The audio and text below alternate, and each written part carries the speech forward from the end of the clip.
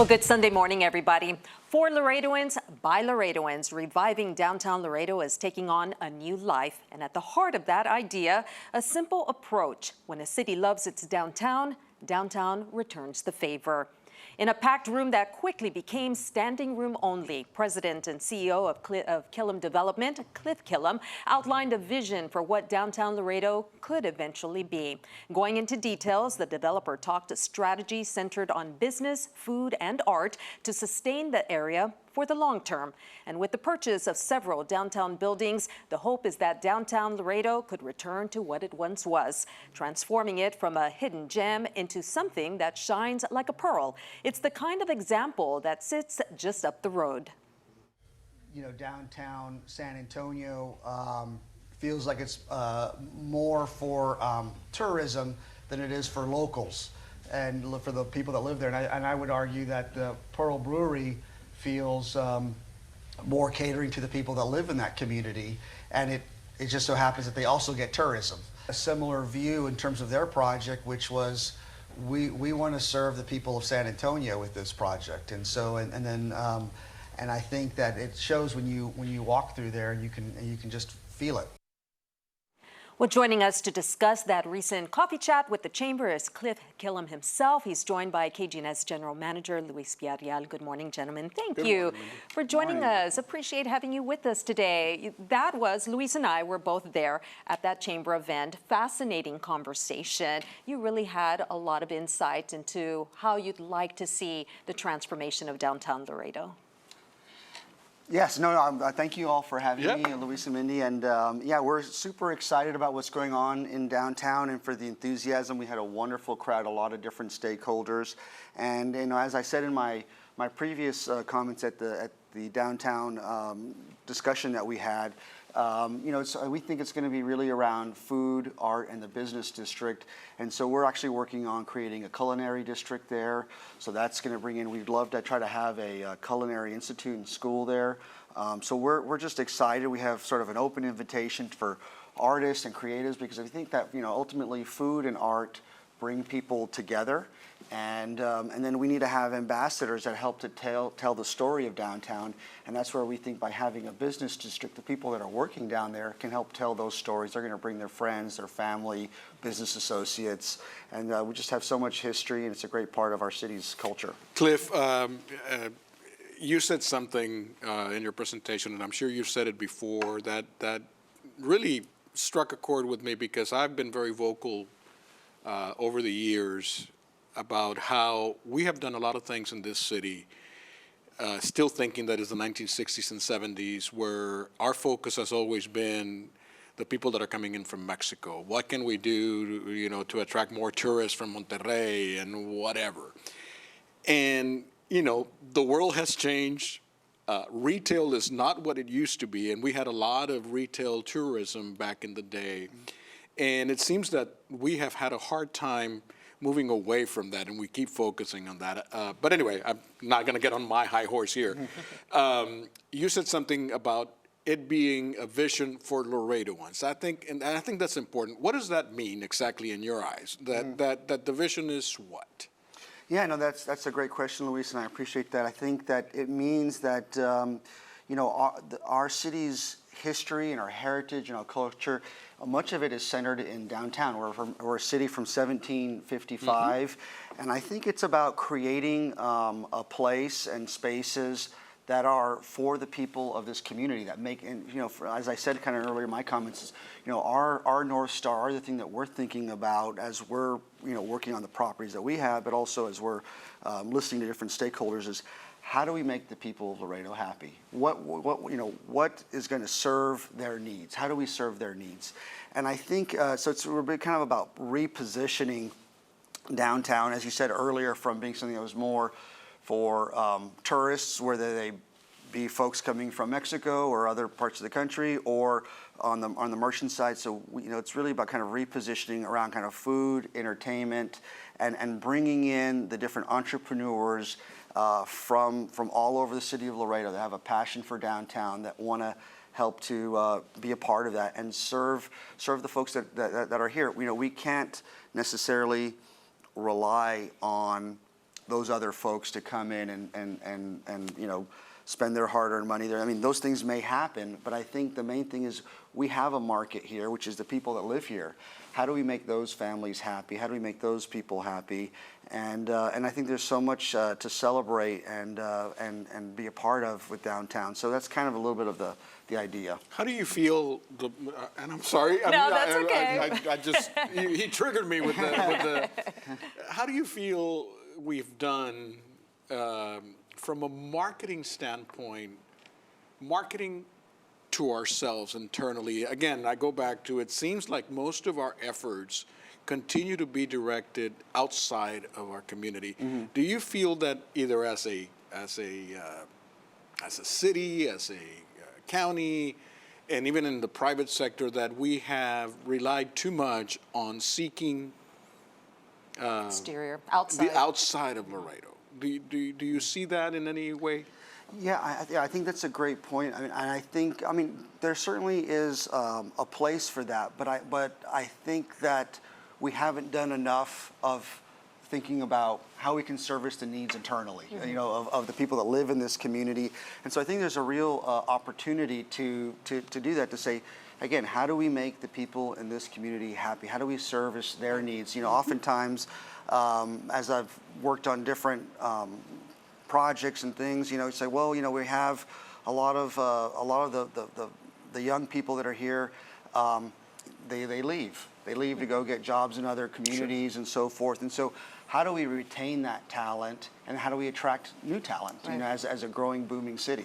Yeah. You know, you said something, going back to that conversation that we were privy to, mm-hmm. you said something that was also very poignant, in that we have to sell downtown to the locals. All of us have to have that mindset where it's a Friday or a Thursday and we need to see, hey, what are we going to do this weekend? Well, you know, downtown has this, and this. Let's all head downtown. You also talked about how locals have to support downtown. We have a new restaurant downtown. Hey, let's go try out this new restaurant. It's located on It Street. It's a mindset change. And how do we do that so that we can now go to downtown, like San Antonians, like you said, go to the Pearl because there's something going on at the Pearl. We need to do that, but with our downtown. Mm-hmm. Yeah, no, great question. I mean, I think that the way that we do that, I think, is first by, you know, having sort of this open invitation to different, you know, artists and different destinations, restaurants, and entrepreneurs to create really exciting, fun experiences. And I think those experiences will start to resonate. I think that downtown has, I mean, it has you can't build something new and recreate that. Right. You know, it's you know, there's buildings from 1780, you know, over 100 years old, 200 years old. And so I think it's beginning then to just create, you know, unique experiences, and that will create a draw, and people start talking about it. As an example, the Laredo Center for the Arts is working on the Camino Arte, and they're bringing artists. They're working with the Alcaldesa of Laredo. They're bringing in musicians from Mexico. They're having art exhibits in different buildings downtown. It's sort of like this walking tour. It's a very cool experience. You couldn't get that in a more suburban environment, mm-hmm. or a city that, you know, that has the kind of cultural history that we have. Yeah, I think there's, you know, you talk about locals consuming or whatever, there's a certain apathy that comes with, oh, you know, and certain people still believe in certain things that some of them are true, some of them are not, but, you know, oh, you can't park. Well, there's plenty of parking. There are a lot of parking facilities now downtown. It used to be well, you can't go downtown because you can't park. I will say that you have to feel safe. You have to be in a clean environment. Mm-hmm. And I think that's where, you know, our local officials and our government needs to step up and provide that safety feel, that clean feel to right. our area. The beauty of it. The beauty of it. Mm-hmm. And then patience, because, I mean, I guess we sit here and we think that it's going to just flip a switch and, oh, yeah, it's all done and everything's taken care of. You know, I don't know. I think somebody, I don't know if it was you or somebody else during your presentation, talked about, you know, going back to the Pearl, when the vision started, how long ago it was, and how long long it it took took, right. to take. And so Yeah. we sit here and we talk about all these things, and we figure out that, oh, well, yeah, give it a couple of years and we'll be there. No, Yeah. it's not going to be that way. So there's got to Right. be patience also Get there. associated with it. You know, right? Cliff, you had mentioned also on that same note, though, you've purchased several buildings downtown, and it is your goal to what with these buildings? Yeah, no, great. And so, I mean, I think, like as Luis said, I mean, it's going to take patience. It's going to take time. It's also about, does the community want this? We all need to want this. And I think, you know, we've had a great support from the city and the county and Laredo College and different community stakeholders. And then in terms of, Minnie, to your question, you know, what are some of the things that we're thinking about?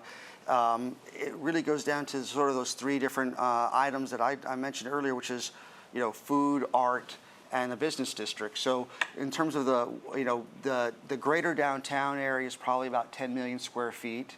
That's that's a little over 400 acres.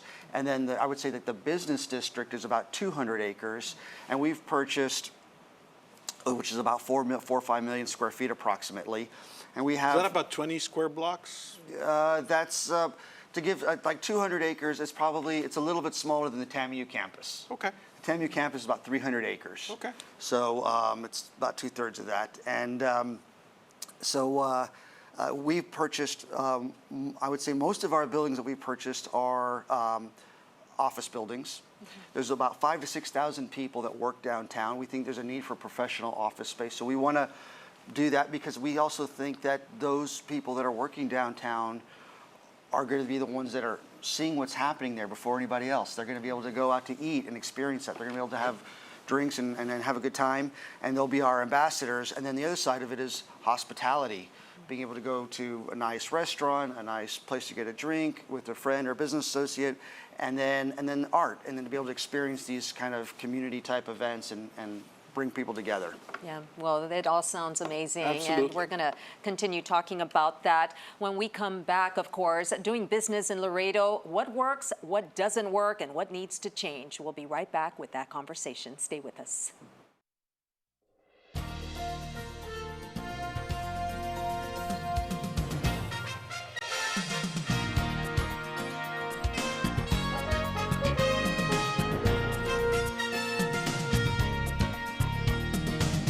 Welcome back, everyone. Well, the price of doing business isn't just counted in dollars. It's also measured in the experience that you walk away with. And for a long time, one entity has been more of a problem than a partner. And I don't like saying this, but I've had so many people tell me that their worst professional experience in their life was working with the city of Laredo. I believe there are so many fundamental and systemic issues that have accumulated with getting anything done to the city of Laredo's processes and approvals. From annexation to certificate of occupancy, entrepreneurs and businesses, from land developers to food truck operators and everything in between, are struggling with the inconsistencies, the massive time delays, the lack of decision-making, and the brittle system that holds our municipal government together. Well, that was before. The question now, can a new era make things right? In my estimation, we have a great city council. There's really great people on there. They're very business friendly. They're proactive. I believe they recognize these issues, and they want to see positive change. We're going to continue our discussion with Cliffe Killam. Cliff, that was then pretty harsh remarks. But like I said, this was about a year ago or so when you made those remarks. Again, Luis and I were privy to those, and we remembered those. So has anything changed since then? You know, Mindy, I think that, maybe harsh remarks, but at the end of the day, the consequences is in real people's lives. Absolutely. And It needed to be said. And Yeah. it affects, small businesses and or anybody trying to do anything. And ultimately, we want to see, people succeed and prosper and for our community to grow. And so I think that the biggest change since maybe those remarks were made is that I feel that we have a receptive audience with the city. They're listening. And I think that's really the first thing that's most important.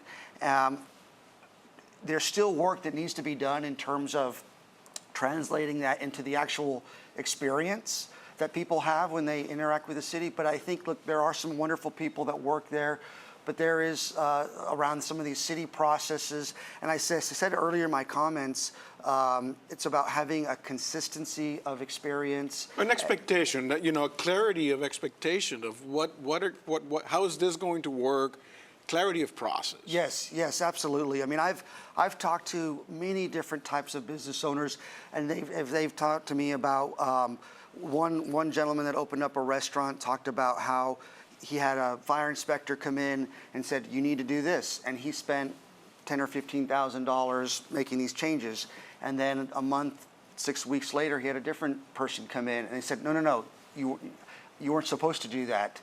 And he says, well, this person told me that, I have it written here. He says, I don't care, you have to do this.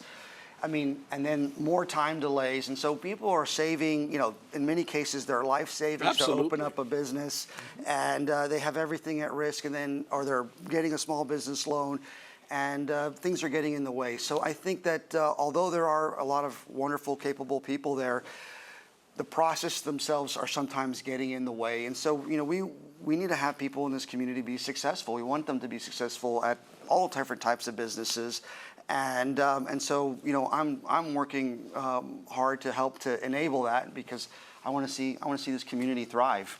Yeah. We use a term kind of tongue-in-cheek in our company that we have the Business Interference Center. We call that, you know, we have a department. I'm not going to say which one it is, but everything that gets to get done gets kind of stuck in the Business Interference Center. Mm-hmm. And I think our bureaucracy, it's not necessarily about our leadership, it's our bureaucracy that sometimes says, okay, how am I going to make things harder, when the mindset needs to be, no, we are here to support people. And I'm not talking about cutting corners or making things illegal or anything like that, but facilitate the process. The more successful those people are, and I mean, I'm preaching to the choir here, the more successful we'll be as a community. It affects everything. And I think that is the critical mindset that needs to change. And that's exactly what we need to do to grow downtown Laredo. I mean, we're trying to encourage people to start businesses downtown, to build the vision that you laid out for us on what downtown could be. So on that regard, we need to have people in the city that is promoting and helping and supporting. I wanted to ask you, Cliff, you have been very vocal about the difference between working for here in Laredo, developing here in Laredo, and developing in the Valley. You are very big in the Valley. I mean, Killam development in McAllen, I believe, and Mission, right. You've talked about how much easier it is to work down there. What are the differences, and how can we learn from that experience? Yeah, no, happy to address that. But I just, before I do that, I just want to address one of the things that Luis said, and I think he's spot on. I just want to just reiterate that is, everybody wants to follow the rules. They want to do things the right way. They just want to be able to do it have transparency on those processes and do it in a timely way. And I think just having that erratic experience, I think, is what, you know, holds things back. In terms of our experience in Mission, Texas, and McAllen, I would say that there's, you know, it's more a defined process. And if there is an issue, it's not so much how do I stop you. It's like, how do I help you work through this? Right. Let's figure this out together. And generally, I would say there's a very quick turnaround time in terms of getting things accomplished. And it's and I think kind of everybody's sort of on the same page of, these are what the expectations are, and there's almost sort of like a someone that's sort of helping you to expedite processes. There's kind of a customer service kind of help walking you through the whole chain. Which is a similar thing to what they do in El Paso with the, what are they called? The business success. Yes. Managers. Business success managers. Yes. They have that kind of guide entrepreneurs and new people new to the community, right? Like you have Absolutely. a mentor that's helping you. And that makes a huge difference, especially, you know, in our case. I mean, we're interacting with the city government quite a lot and the county government quite a lot. But if you're a business and this is the first time you've ever done this, I mean, that is incredibly. I mean, that may be the difference between succeeding or not succeeding. And so it just helps to kind of walk you through all those things, and it gives you peace of mind as you're going through all of that. Particularly, I mean, there are, companies like yours that have the resources and the know-how and the expertise to know where they're moving. But you mentioned earlier you have mom and pops or people who have, thrown in their Life savings into something, and they don't necessarily know that after they've done all this, now you have to go back and do that. And so while you may be able to absorb that additional cost, Right. the Small business. The small business can't. Just getting off the ground. And so having somebody with your best interest at heart that can guide you through the process would be a fantastic asset. Your advocate. Your Someone who's there to help Exactly, you. yes. Yeah, that would be amazing. You want the job, Cliff? I'm sure the city would love to hire you. I'm ready to help. I'm ready to help. Do you see anybody, have you had a vision, a downtown model somewhere else in the country that you can say, hey, this is kind of what we're thinking about, or is this such a unique place that? Yeah, I mean, I think that ultimately, we have our own unique story and our unique history, and that will come out the way that I think is reflective, a way to kind of honor and celebrate the culture of Laredo. But I do think there are lots of different case studies of how people have worked on downtowns or different areas that have had blight and turned them around. I mean, the Pearl Brewery is an example, even though it's a little bit outside, it's near the downtown, it's downtown adjacent, and it was sort of an industrial area. As you mentioned, Luis, El Paso has done an amazing job. Fort Worth, there's been other, even Houston, Austin. There's some cities in Oklahoma. So there's a lot of different, Bentonville, Arkansas. I mean, there's a lot of different communities that have gone on this journey before, and there's things that we can learn from them. It doesn't mean we need to do exactly what they did, but there's things that we can learn and implement and adapt to what our needs are. Bentonville, Arkansas could be an entire show. That's the headquarters of Walmart. Correct. Yep. But there are a lot of interesting stories about that make that partnership such a great place. But anyway, sorry, don't want to get off topic. Sounds good. Well, we're going to take another quick break. When we come back, it's the one thing that the three of us cannot stop thinking about. Stay with us. Okie doke, we're at that point. The one thing that we cannot stop thinking about. Cliff.